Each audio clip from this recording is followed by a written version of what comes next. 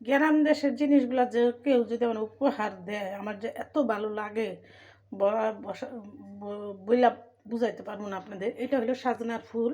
আর এই সাজনার ফুলটা আমাকে একজন দিছে উপহার হিসাবে। দেখেন কতগুলো ফুল। সাজনার ফুল কিন্তু এতগুলা কেউই দিতে পারবে না। তো তার বলে আবার গাছের ডালটা ভেঙে গেছে আর আমার জন্য রেখে দিছে। তো আমাকে এতগুলা ফুল দিছে, আমার যে আজকে খুব আনন্দ লাগতেছে। আর এই সাজনার ফুল খেতে যেমন সুস্বাদু, দেখতেও কিন্তু অসাধারণ লাগতেছে। দেখেন কত সুন্দর। আর এটা ডায়াবেটিসের যারা, তারপরে প্রেশার আছে যাদের, তাদের জন্য আবার সাজনা ফুল ক্যালসিয়ামও হয়। তো আমি বড়া বানাবো।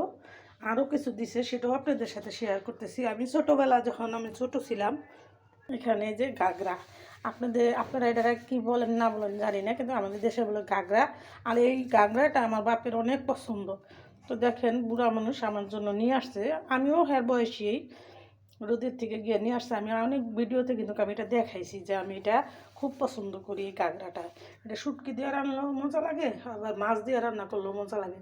তো রোজার দিন এসে পড়তেছে, তখন তো আর আনবে না। তো আমার জন্য কতদিন নিয়ে আসছে। আর এই দেখেন গাছের টাটকা কামরাঙ্গাগুলা আমার পায়রা গিফট করছে। আর গাছের কামরাঙ্গাগুলো কিন্তু দেখতে যেতে কিন্তু অনেক মিষ্টি, খুবই মজার। তো আমি যাই কিছু করি আমাকে অনেক ভালোবাসে আমার। তা আমার ভালোবাসার মানুষ যারা আমার ফেসবুকে যারা আমাকে ভালোবাসে তাদের উপলক্ষে করেও বলি, যারা প্রবাসে আছে কি ঢাকা শহর আছে, তারা বুঝে যে গ্রাম দেশের জিনিসগুলো যে কত সুন্দর আর কত দেখতে লোভনীয়। দেখেন টাটকা ধনেপাতা, এটা কিন্তু বাজারে 15-20 টাকা হলে কিনা যায়, কিন্তু একজন যদি উপহার দেয় এটার দাম স্বর্ণের চেয়ে বেশি হয়, অনেক মূল্যবান হয়। তো আমার এই ধনেপাতাটি দেখেন কতগুলো ধনেপাতা একসাথে তার খাওয়া যাবো না। তা আমি এগুলো ধুইয়া একটু রোদে শুকাই রাখবো। তারপরে এই যে সাজনা ফুলগুলো ধুইয়া একটু রোদে শুকাই রাখবো আর কিছুটা বড়া বানাবো। তো মনের দুঃখ সুখের কথা আপনাদের সাথে অনেক কথায় কথায় বলে ফেললাম। আমার কথায় যদি ভুলভ্রান্তি থাকে ক্ষমা দৃষ্টিতে দেখবেন। মনের দুঃখ, কষ্ট, ভালোবাসা সব আপনাদের সাথে শেয়ার করি।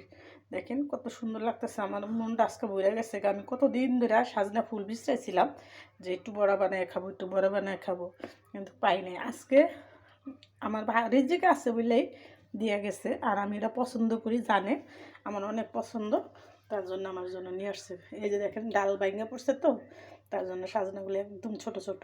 এটা খাওয়া যাবে, এটা ভাজি করলেও মজা লাগে, ভর্তা করলেও মজা লাগে, আবার ডালের বড়া বানাইলেও মজা লাগে। কথায় কথায় আবেগে অনেক কিছু বলি। আপনারা আমার ভিডিওগুলো অনেক ভালোবাসেন জানি। আমি এখন গুছিয়ে গেছি, এগুলো পরিষ্কার করে রেখে দিব। রমজানের প্রস্তুতি তো সবাই কম বেশ নিতেছে।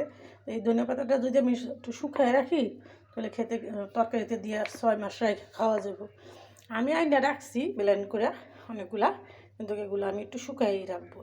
আর এগুলা ফুটে বাইসা রান্না করলেও ভিডিওর মধ্যে শেয়ার করব। তো ভিডিওটা আর বড় না করে আমি এখানে রেখে দিলাম। ভিডিওটা ভালো লেগে থাকলে কমেন্ট করে অবশ্যই জানাবেন। মনের সুখ দুঃখগুলো আপনাদের সাথে শেয়ার করলাম।